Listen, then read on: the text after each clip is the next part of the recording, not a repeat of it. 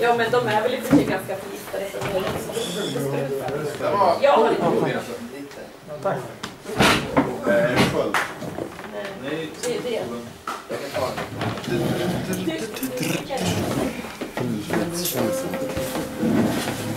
Jag har blod i mina ben.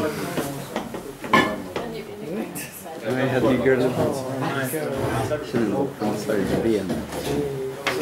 Min första var Brewer, you know anything about the alarm? fem koppar senare så man gör det. I want you to come coach our little permanently would be better, but you got other stuff to do. Yeah, my wife likes Yeah. All right, are we ready? Everybody in here that think so. Yeah, we're good? Okay. I think everybody kind of knows who we are by now, but I'm Coach Brewer. I don't work with Coach Clark anymore. I did at one time. So some of the things that we do at my school are a little bit different than what they're doing. We do a lot of things similar to what I see with the Flyers when I went and I watched a little bit of film. So we're a spread team, or we have been the last couple of years.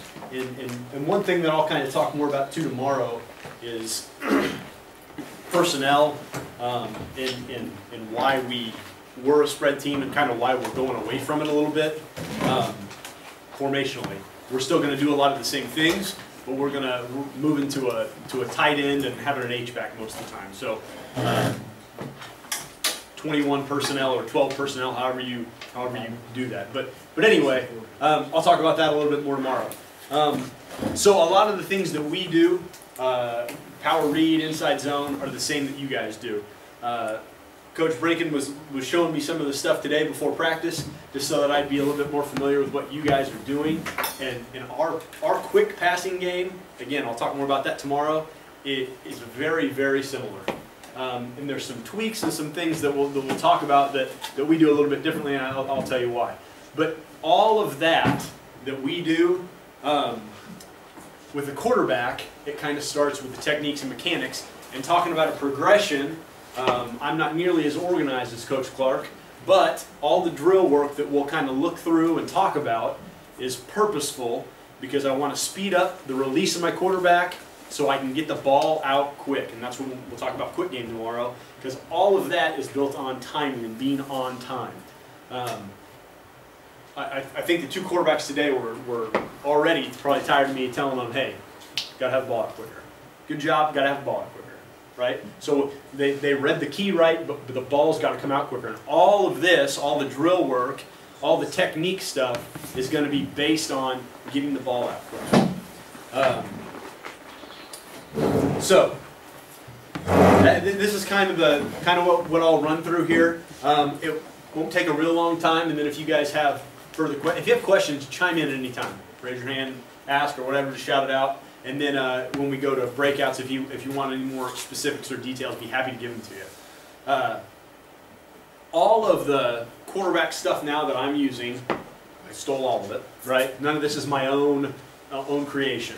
A guy named Jeff Christensen, he trains quarterbacks, and he works with people all over the spectrum. But he works with Kirk Cousins, who's a quarterback for the Washington Redskins. He works with Jimmy Garoppolo, who will start 4 games for the Patriots this year in place of cheating Tom Brady. And Drew Stanton is back up for the Arizona Cardinals. So this guy is the one that's kind of working a lot of this stuff, and it makes a lot of sense when we go through and kind of talk about why. That's where a lot of this is coming from.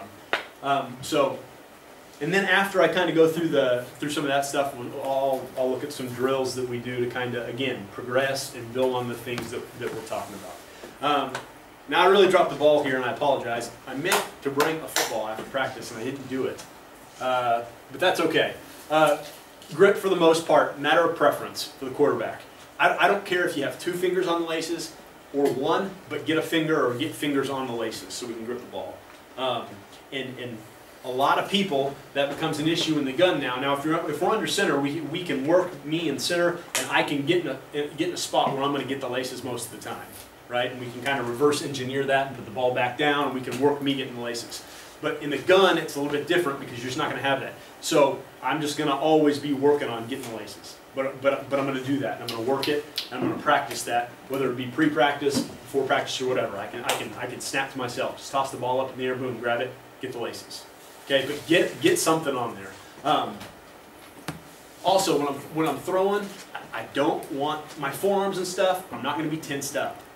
I should be loose. I should be relaxed, right? Because even if I'm dropping, and we'll get to this later, I've got to be loose and I've got to be able to move.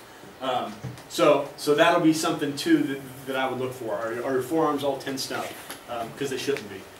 Gripping the ball with your fingers. So the other thing you'll find down here is where it talks about finding light. And what I mean by that is I'm holding the football. You should be able to find light between the ball and my palm. And so that kind of ties back into with holding it with your fingertips. The patting on your finger, that's what you're grabbing and gripping the football with. And again, you don't want to be overly tight and squeezing that thing because again, that's going to make you all tense up. And tense is not how we want to be.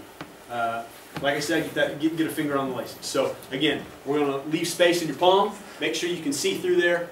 You don't want that palm on the football. Okay? And again, gripping with the fingers, that's where your kind of points of tension are going to be. Carry, holding the ball,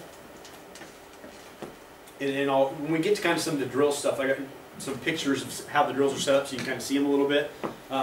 I prefer the ball, elbows down by your sides, comfortable, and that ball with the point down or slightly out. What I wouldn't want is the ball, the point to be pointing at Coach Clark back there.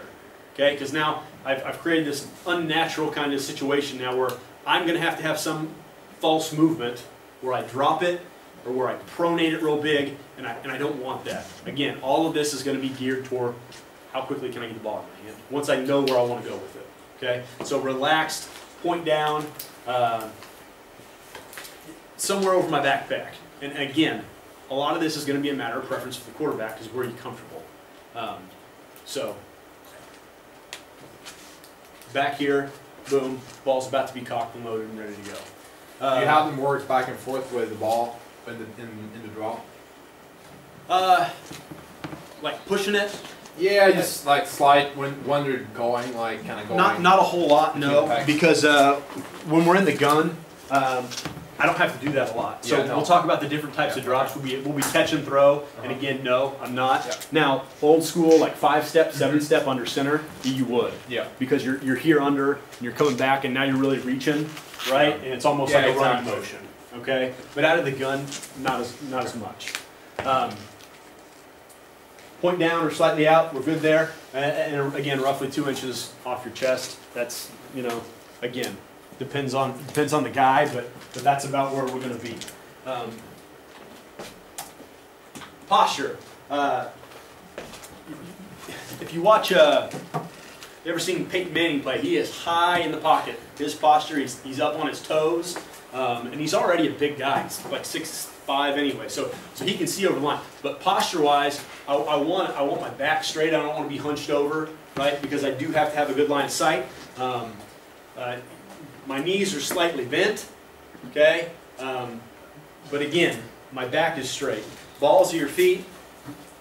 Quarterback, we're always moving, right? So when we get to the top of the drop, if you're taking a hitch, or if you're catching it and you're just going to reset your feet. Again, if you watch Peyton Manning play in the pocket, and you ever watch his feet, he's tall, and man, his feet were always going.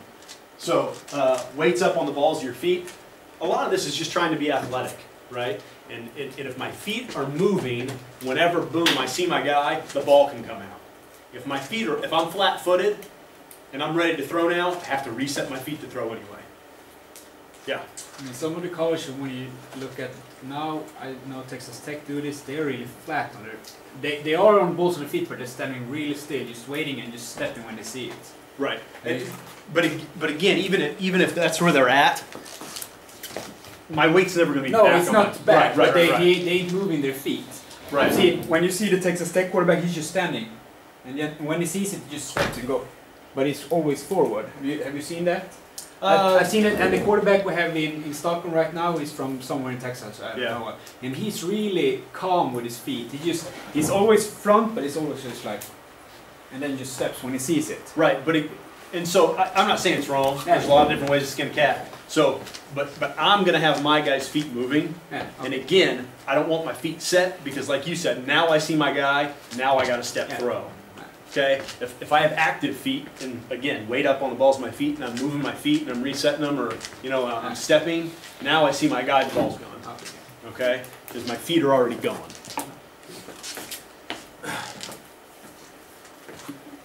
All right, so as I get to here, talking about footwork and my feet. If I'm at the top of my drop, right, I got my ball backpack, and I'm comfortable with it. As I get to kind of talking about my feet,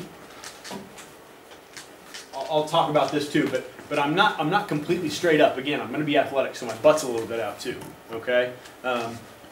Again, if I'm moving in the pocket, and we can talk about some of the drill work for that too. I just need to be in a spot where my shoulders are able to stay level. Right, my shoulders shouldn't be rocking around as I move. It's all. It's waist down, all my pocket movement. So if I'm moving left and right, back foot first, but my head and my shoulders should really be very still. Okay? So if my feet are moving, that's fine, and then I'm ready to throw head and shoulders, that stuff is still, and staying in that athletic stance. Exchanges. So if I am running power, for us, that is the quarterback's job to make sure we get a good, clean, smooth handoff. When we get it caught, I don't want to bring it up and then come deliver my handoff, because what I'm going to do now is I'm just going to get in the way of elbows. Okay? So whether it's, hitting his elbow or whatever else, or if I'm just getting moved around and I'm losing it. So when I take the ball and we're doing our exchange, I'm catching it, I'm getting it to my belt buckle, and then I'm going to go deliver it to my running backs. Okay, so smooth handoffs, that's on the quarterback. I'm going to keep it at my belt level when I catch it, and then when I go and I'm going to deliver it to the running back wherever it is, I'm going to seat that ball. When I say seat it, I mean I'm getting it in their belly. Okay, I'm going to seat that thing with my eyes. I'm going to watch it all the way in. Do you do that when you run the power read as well? No, because now my eyes have to be on. So that would be different for us, since all of our running plays are read plays. Are they? Yeah. So then what we worked today was we're getting that ball exactly. in the back hip. I thought it was very good. Yeah, and we're giving myself as the quarterback as much time as I can give to make that read. Exactly. Okay, so so that's for our straight handoffs. So let's talk about then the option stuff, whether it's zone read or whether it's power read, whatever it is. Once I get that snap, I'm getting my hips pointed to where my guy is. Okay, so if it's inside zone, it's back 45-degree angle, and I'm getting that ball on my back hip. Okay, on the power read, my eyes are getting to my man that I'm going to read. That's the play side end, and we give them 2 shuffle steps. But again, the key here is the ball and getting it back so you can do that ride. And Coach Clark would probably tell you the same thing, I think, with the triple option stuff. That critical that the ball's back and I have time to ride it, and it gives me time to pull if I need to pull. Coach Brewer used the term, no matter where he's reading, we should see his weight shift from back to front and the ball with his weight. Yeah. Right. So if the back to front on veer, power side to side shift, then we see the weight and the ball move. Gotcha. It's good. So, good tip there I've too. been teaching that too. From the back foot, the weight from the back foot to the front foot, and you can step with the back foot when you go. Okay. I think to us that would depend on being, if it's the inside zone read, that's how we would coach it. But if it's the outside zone read, or if it's the power read, we would just have them shuffle with the play. I think. Although the ball would travel with running back, going from back to front, but there would be no. I don't think the weight would change in that sense. Ours does a little because he runs with him. Yeah, he shuffles with him. Yeah. Yeah, exactly. How many steps are your quarterback taking on? You know what? I don't tell him. Power read. You don't. I let him, however many to get the end to commit. Okay. I want commitment out of the end. If it takes 14 steps to get somebody to commit, you run with them hooked up for 14 steps, I don't care. Out of the power read, especially because we're back off the ball. Right. It usually is gonna happen in 2 to 3, but I want him to make a decision. That's what I tell him. We give our guys 2. Yep. I tell them you got 2 and you got to make up your mind because we got to get going one way or the other.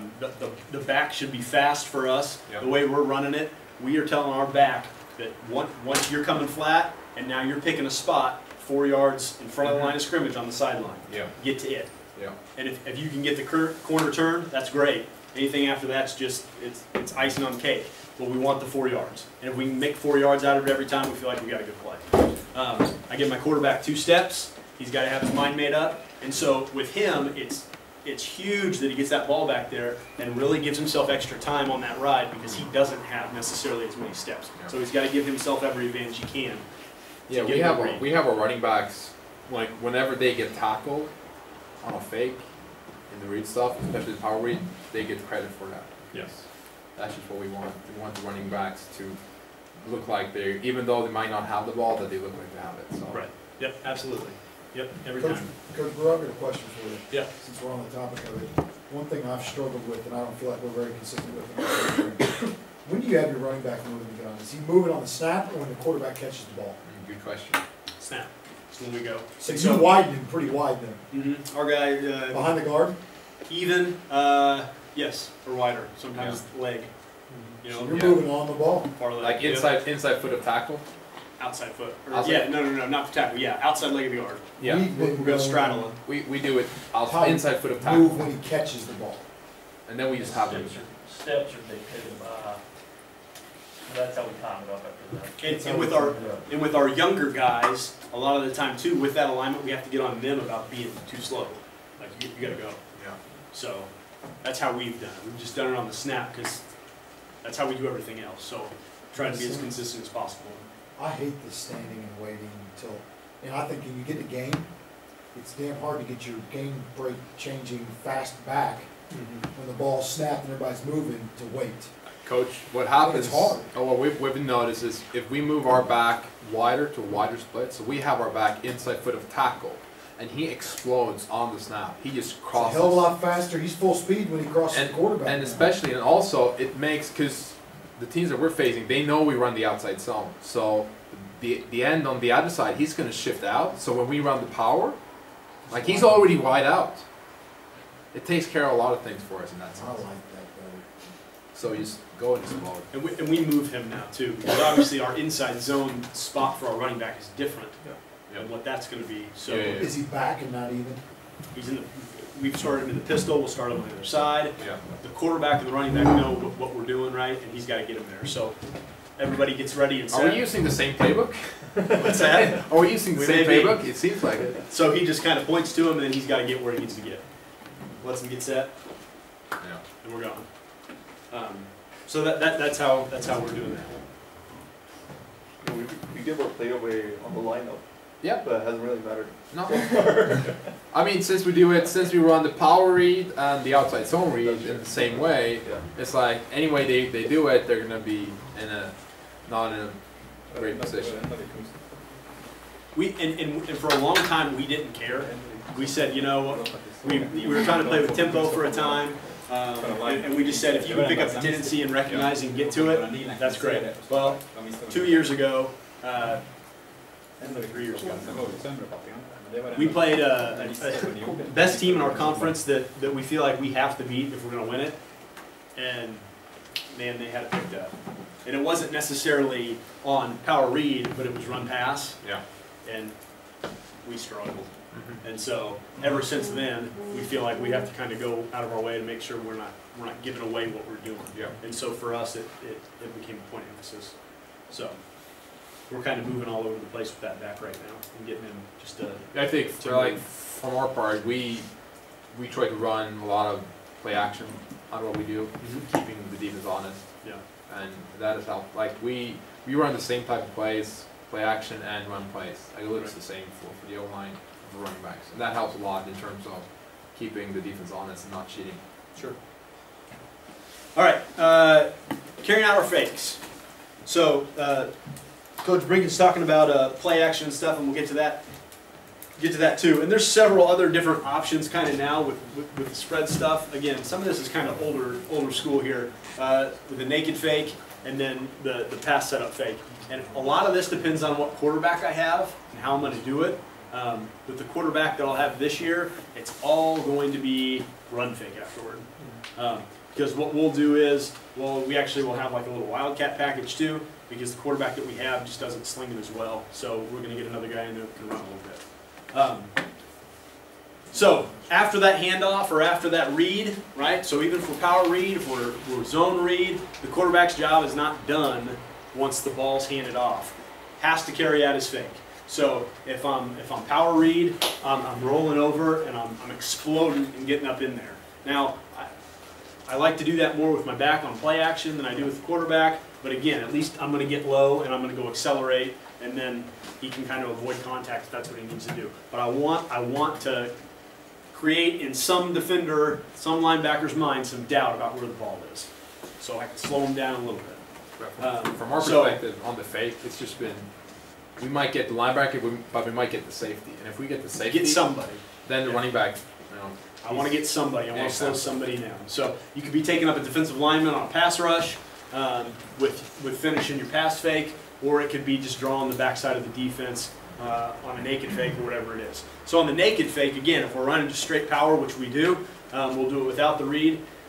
We're turning. It's the quarterback's job again to seat that ball with his eyes, and then we'll run bootlegs off of it too. So he's carrying out that naked bootleg fake. So that's one of the fakes that we put a lot of emphasis on.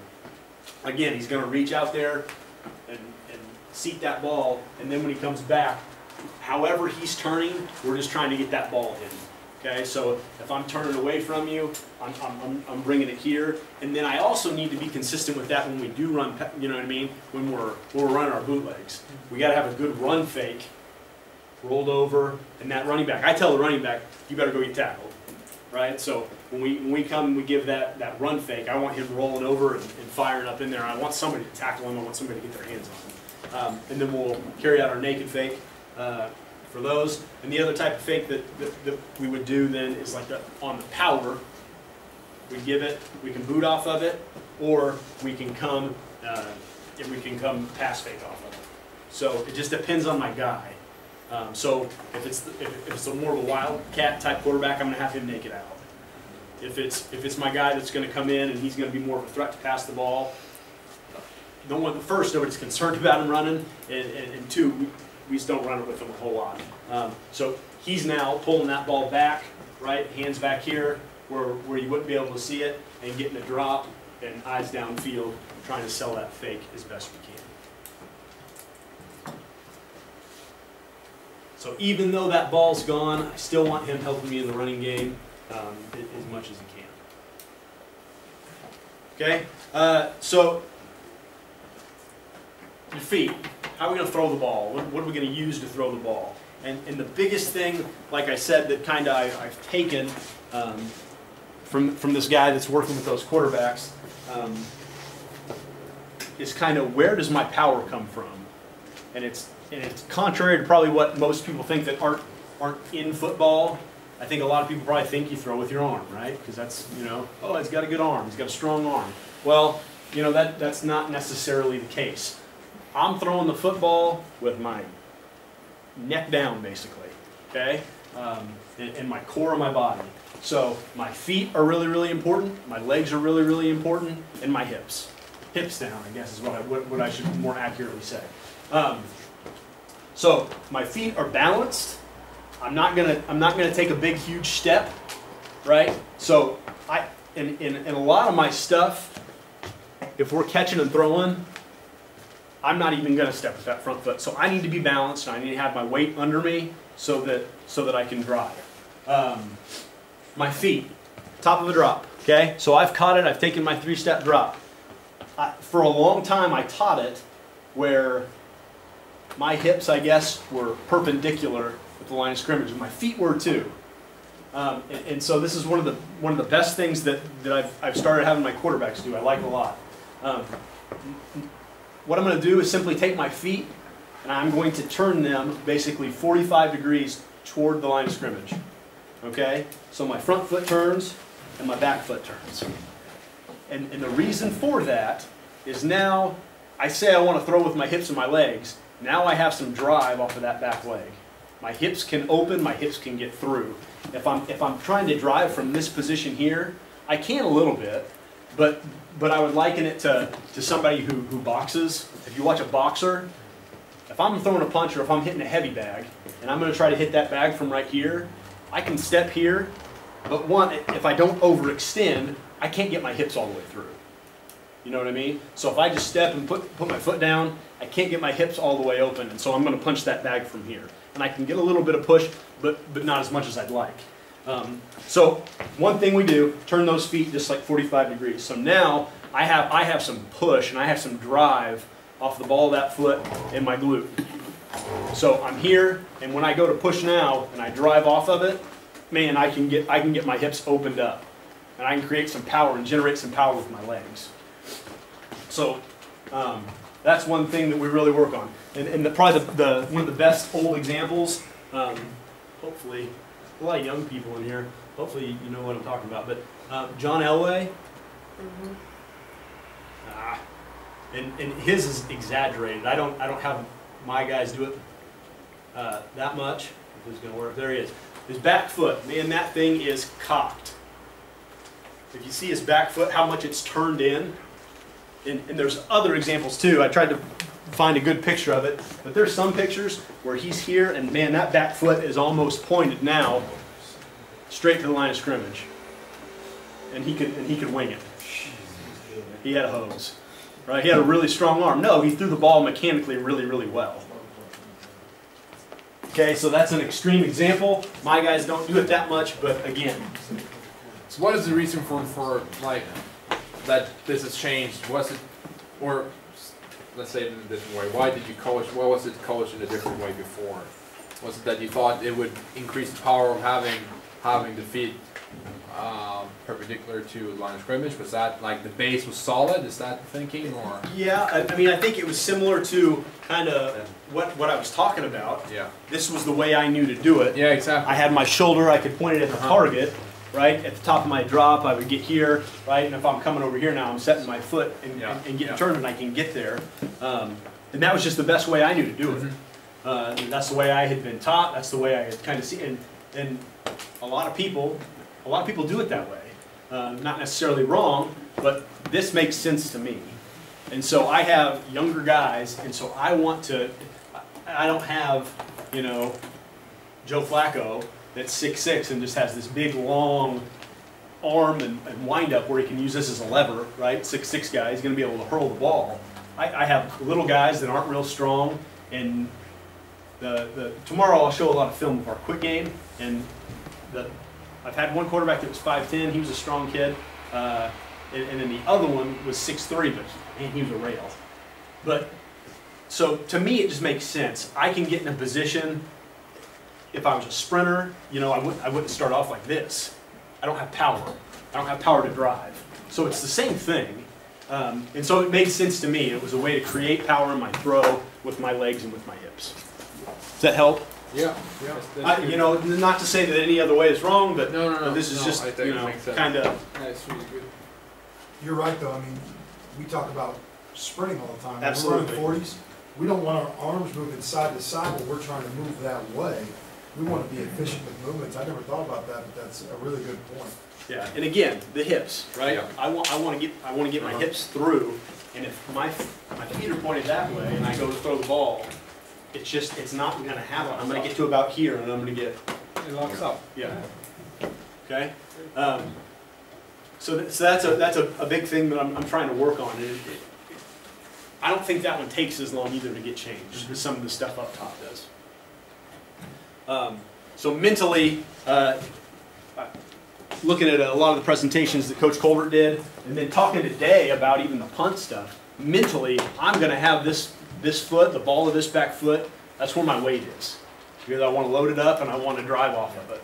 Okay? So mentally, that's something that I want them thinking about as we're doing our drills and we're working on this stuff.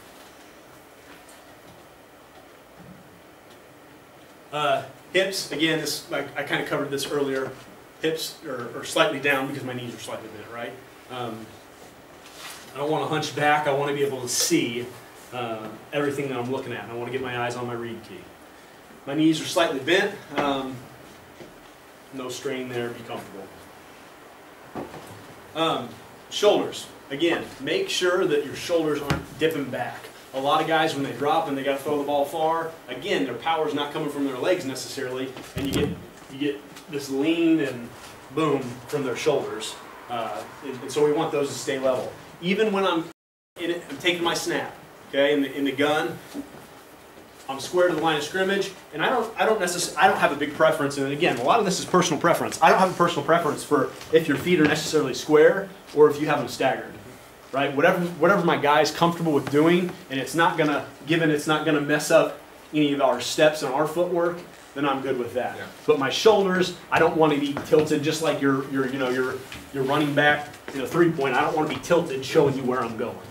Okay, so my shoulders just need to be square and level, and I'm not tipping off the defense.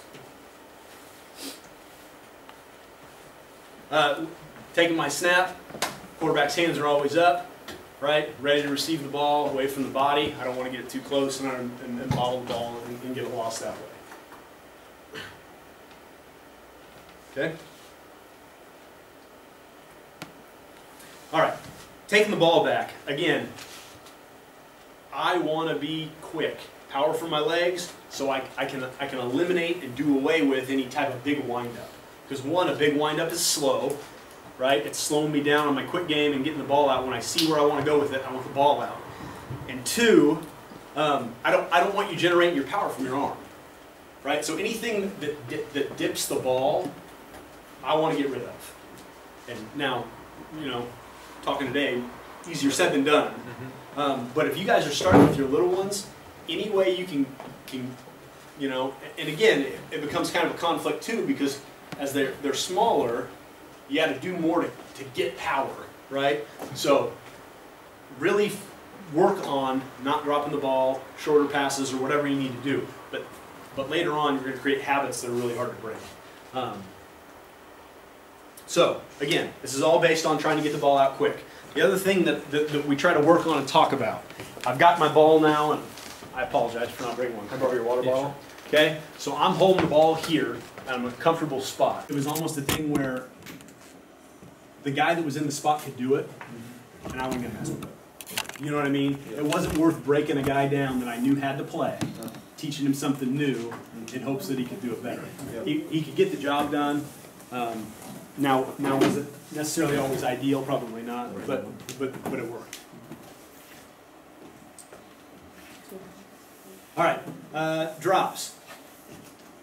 I kind of finagle drops with our stuff on a yearly basis because a lot of it depends on the kid.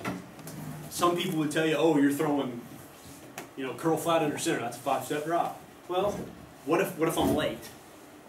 Do I still need to be doing a 5-step drop or whatever that is? For me, the drop's all about timing. Okay? Yeah, I got to have space from the center. I don't want to be getting stepped on by my center kick sliding at me. But other than that, I want the ball out on time. So this is how the different footwork we use. So anything that back in the day was probably under center for us is catch and throw. And so we're balanced, we're comfortable. And the one thing that I get on my guys about is a lot of them want to catch, feet, throw. And as soon as you snap it with the quick stuff that we do, and I'll talk about this again tomorrow, we mirror everything. So left side, right side, we're doing the same thing. Again, there's other ways you could do that, but we pretty well know what coverage we're going to give. So I can tell the quarterback, hey, here's the coverage, here's your read key, you got to pick which side you're going to work. Okay? So if you already know what side you're going to work, get your feet going, because I want the ball going. I'm a catch and throw, right? So we're ready, set, hit, boom, and I'm setting that foot, and I'm getting the ball caught, and I'm already there. Okay? I want to get it out. Same thing going the other way. It's one foot. It's just this foot. If I'm going to throw the other way, ready, set, hit, boom. Get that foot set and get it moving. Okay? Coach, we played a team last year, our first game of the year called Bullet Central. First time I played a quarterback in high school in Kentucky, his feet were set when he caught the ball, and we're trying to get after him. We couldn't get within 3 steps of the kid. So, I mean, we had problems defending him. We ended up losing the game. We couldn't get to the quarterback.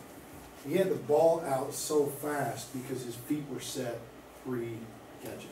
And It's unbelievable. yeah, and again, I'm cutting into my stuff for tomorrow, but we went from being a flex bone team, we ran the ball 90% of the time, and we did some wing T stuff too, to being a spread team. And this was all to fit the guys we had. And the quarterback we had, he had such a quick release, it wasn't even funny. And our offensive line that year in 2012 was junk.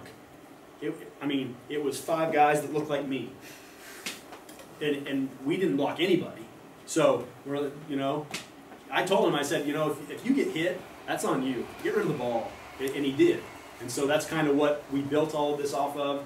And then we had some wrinkles that we could put in off of it and help with the back and do other things. But the base of what we did was catch it, get rid of the ball. So it fit our personnel. We had some skill kids that could get open, but we did not have any linemen. We didn't run the ball well at all. Okay, so on my 3-step, now, again, my drop is going to tell me timing and also in my progression when to move on. Okay, so if I'm catching, my first step is my biggest step. I'm not telling them to, I don't have to do the big leap back reach step, not necessary, just get a little bit of depth. So I'm reaching, my second foot now, I'm going to catch and gather myself. This one's not gaining me any ground. I'm stopping myself. Yeah, so put it down, boom, get it gathered. Now this one I'm getting down quicker, because again, I'm getting back to here, and that's my plant throw, my plant step, and I'm going to throw off my plant and a lot of stuff we do.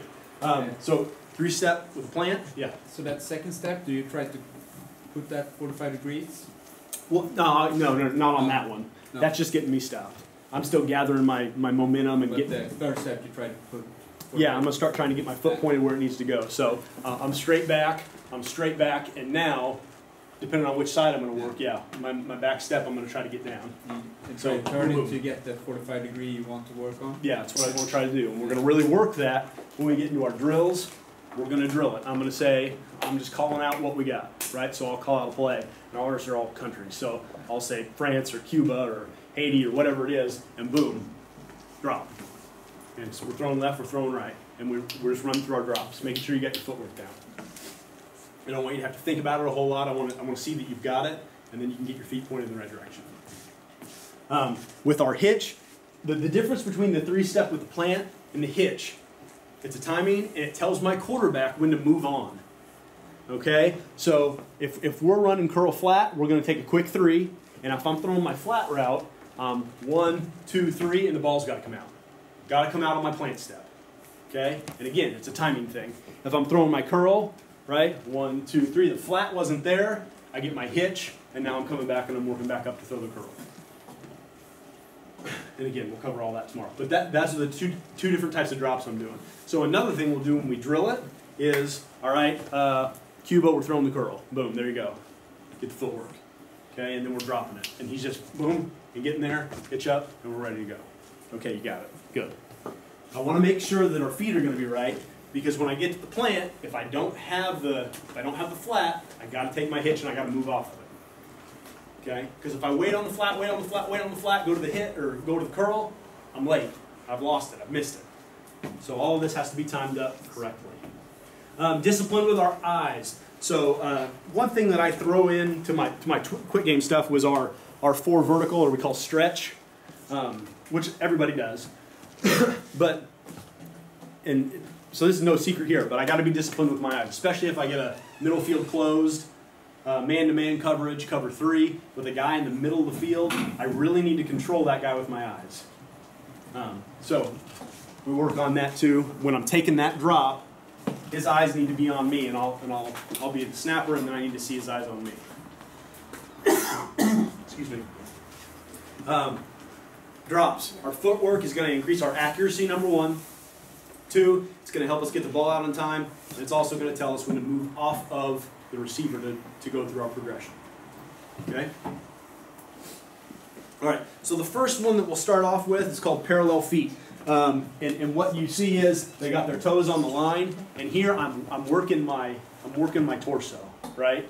My knees are a little bit bent. And if you look where they're all holding the ball, they're all doing a pretty good job, and they should. They play at Baylor.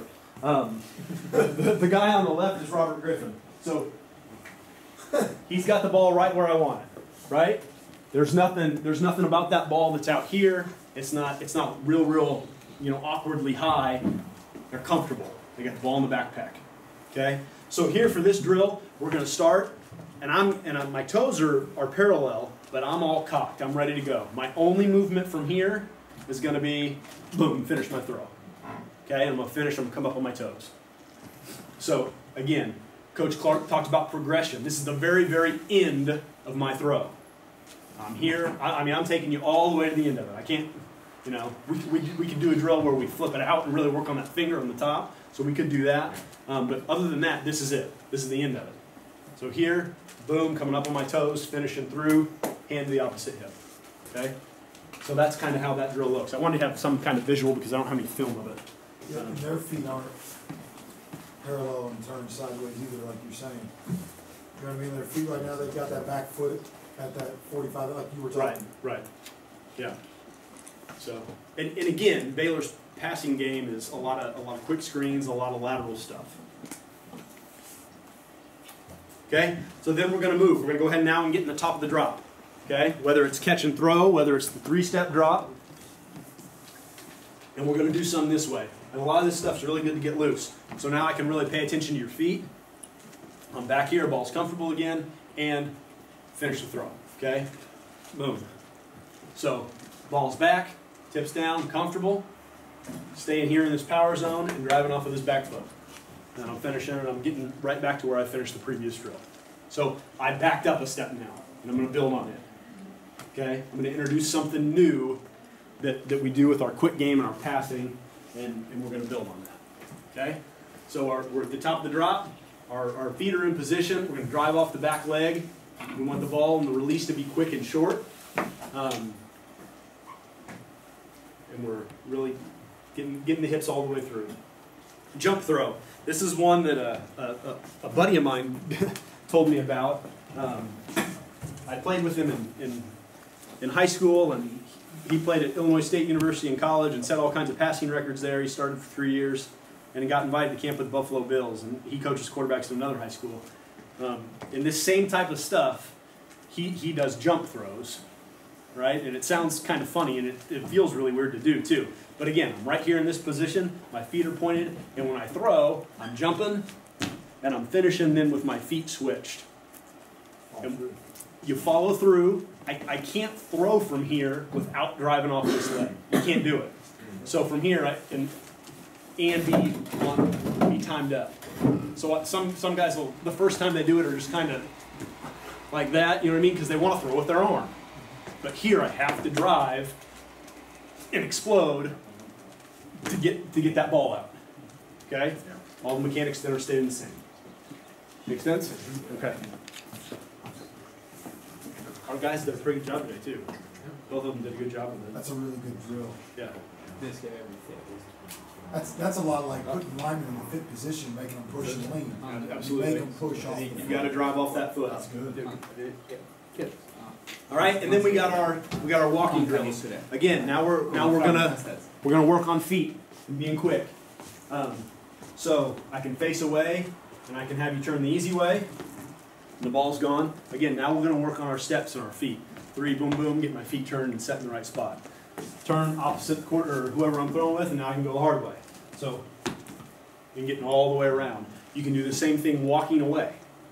So I'm walking away, coach, set hit, boom, ball's out. Okay? So we're setting our feet and we're throwing. The one thing that I would say would be a point of emphasis here is you don't want to get here and jump. You want quick steps. Okay? So you're here and we're just stepping into it. We're not hopping. Okay? Coach, would you run that with the target straight back or at an angle? The way I've done it is it's behind me. I'm walking, again, because it's the same thing. I'm going to either turn the easy way or I'm going to go all the way around, turn the hard way, and then we'll also walk to it. And boom, my feet are quick, and again, we're getting the ball out quick.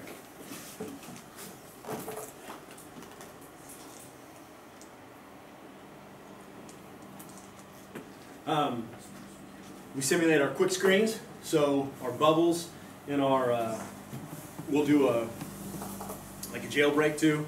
So there, my quarterback, all this can be warmed up. It can be with me snapping it to him, however you want to do that.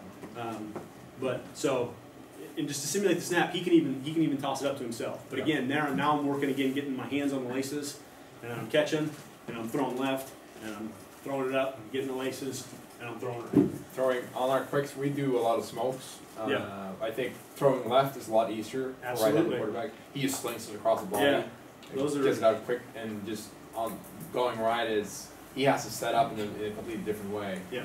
So that that takes practice. So if you want to get that ball out there, I want the ball as wide as quick as I can get it. Yeah, exactly. You know what I mean? Yeah. So that's why I'm really going to rep that and work it. Yeah, we need to get it to the receiver from the center in like less than 2 seconds. Probably. Sure. And then we talked about the catch throw. So I give him the play. You're throwing hitch to the left. Boom. Feeder set. And sometimes we won't even throw that one. I'm looking for feet. And we'll do it with the plant.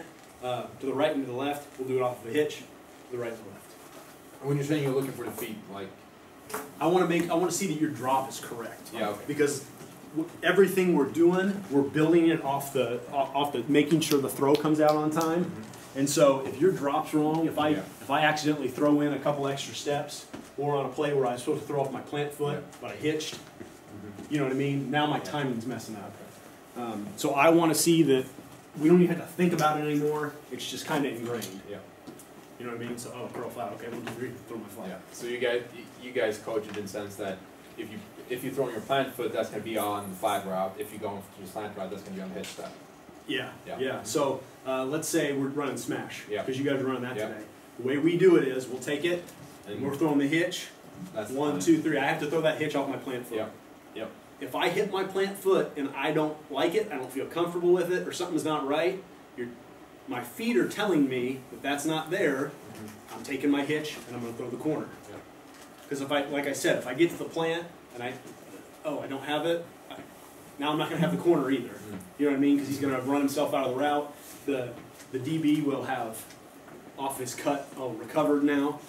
Because my receivers are open when they change direction. So that's the timing part. Am I hitting that spot right when my receiver's coming out of his break? Because that's when I've got him.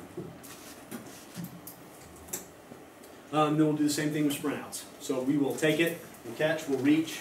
Okay. On our sprint outs, we're going to reach back with whichever way it is, your left leg or your right leg, and then we'll come out here and we're just repping and practicing those sprint out steps. Pocket movement drills. I don't do a lot of these. Okay, confession, because I'm hoping we don't have to use them. I want the ball gone. But there are some good drills that you can do, and if you get in this position, one of the main things I would say to coach is if I'm moving laterally in the pocket, make sure they're moving with their back foot first. Okay? Because if I've dropped and I got pressure now and I need to step and move, if I step with my back foot, now when I land, I can throw, I'm ready.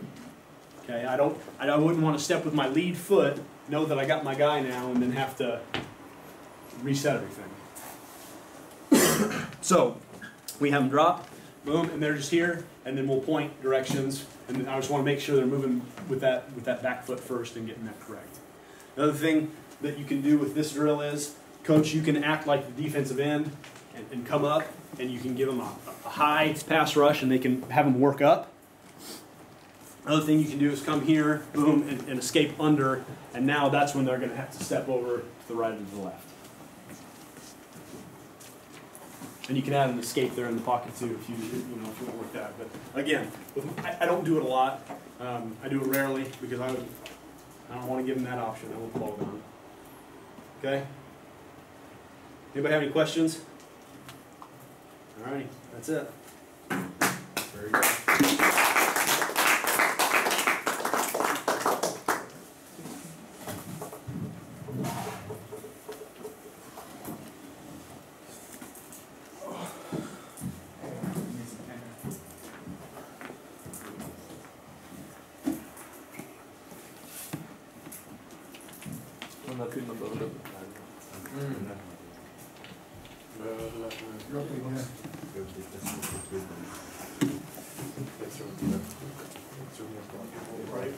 Yeah,